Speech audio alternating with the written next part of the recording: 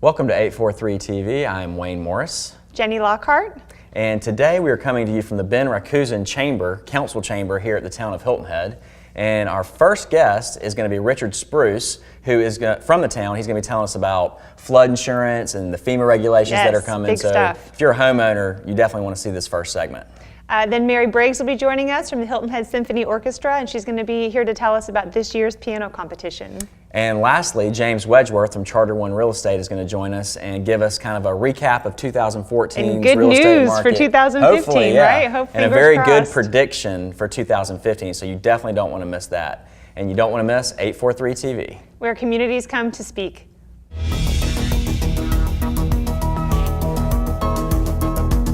843 TV, where Bluffton comes to speak. Where Spring Island comes to speak. Where the town of Hilton Head Island comes to speak. Where Port Royal comes to speak.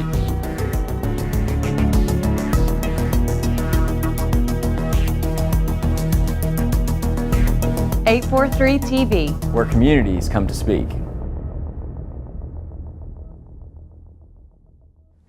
Welcome to 843 TV. We now have the pleasure to be joined by Richard Spruce, who is the Plans Examiner and Floodplain Manager for the town of Hilton Head. How are you? Doing well. How are you? I'm good. You got a big job there with the with the flood insurance regulations, everything. It can be interesting in some days. Yes. So, is there any update concerning the island's remapping from FEMA? The last we heard from them was in June of last year, and they were starting the calculations. And supposedly we're supposed to be getting some preliminary maps this spring. Could that be good news or bad news, or we just don't know yet? Don't really know. Word of mouth from FEMA is most of the island should stay as it is now. Some areas may improve. Coastal front may be negatively impacted, but we just don't know yet. Okay.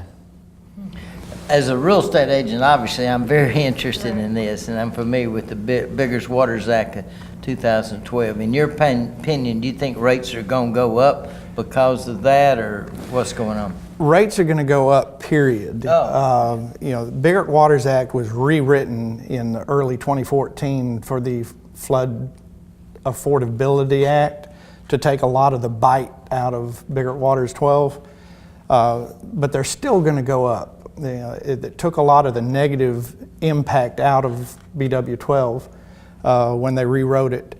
But you could expect anywhere from a 5 to a 15% increase for residential until you reach the full risk rate, and commercial is going to be going up 25% a year until you reach that full risk rate. That's minor compared to what Biggers Waters had. It was going to go up drastically, and they rewrote it to take a lot of that out. For those that don't know, the layman, can you just explain what that is, the Biggers Waters Act? Well, it was an act to take away the subsidized insurance rates. You've got a $800,000 home here on the islands paying $345 a year for flood insurance. Right. It was a subsidized rate, and they're trying to do away with all the subsidies and get everybody to pay their full risk, whatever it might be. But to go from $345 to whatever you should be paying at one time is a huge jump. Drastic. Yeah. So they were going to, Biggers Waters was going to increase everything by 25% a year. Okay.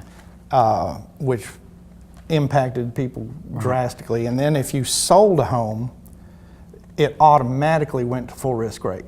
It didn't go up incrementally. So they rewrote the law in 2014 to take a lot of that out because it was going to impact the real estate market. Sure. really significantly. Yes, ma'am. So we all know, anybody that's built a home, that when you're building a home, you have to get an elevation certificate. And sometimes it takes longer to build a home than you expect. So do those certificates ever expire? The certificate itself doesn't expire. There's an expiration date on it, but that's for our use, that if it's after the expiration date, I can't take in a new form after that date. FEMA updates the forms periodically. But once you've got one, it's good. Now, one thing that the public needs to know is a lot of the insurance companies today are getting the older forms from the 70s and 80s, and the only information it gives you is what your finished floor level. The newer forms tells us, you know, what the grade is outside, how high your HVAC units are, you know, all this type of information. So they're requiring you to get a new elevation certificate, even though you've got an older one, but the So old that one it's doesn't updated. expire. Okay. I gotcha. Now, how does one obtain an elevation certificate if they have one but they want the new one, or they just need a new one? You need to contact a surveying company of your choice. You know, and there's several on the island and off the island that turn in flood elevation certificates every day. If it's new construction or an addition that requires one, we get a copy of it automatically before we do the final inspections.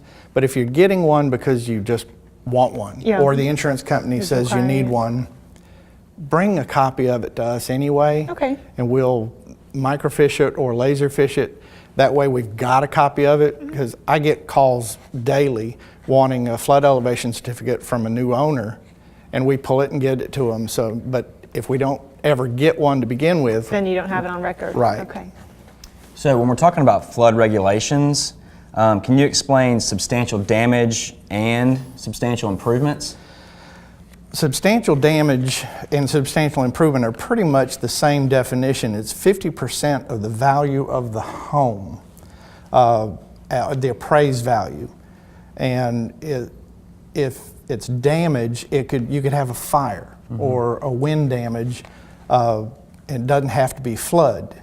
And if the repair cost is more than 50% of the appraised value of the home, or if you want to do a renovation or an addition and it goes over 50%, that's substantial improvement or damage. And you're required to bring the home into complete compliance with the flood regulations, current.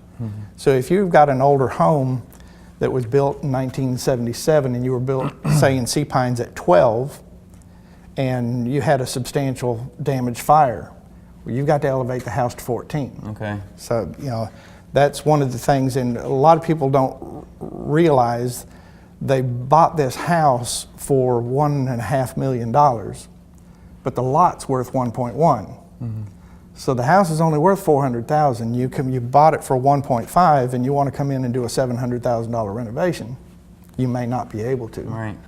So people need to be informed and educated, obviously. Yes, sir. Where can they get more information? I mean, at the town's website, or is there a number they can call, or what would be the best way? The town's website is a good source of information, and I'm always available for questions, and go out and meet with organizations and answer any questions I can. Okay. My direct number is 341-4651. Okay.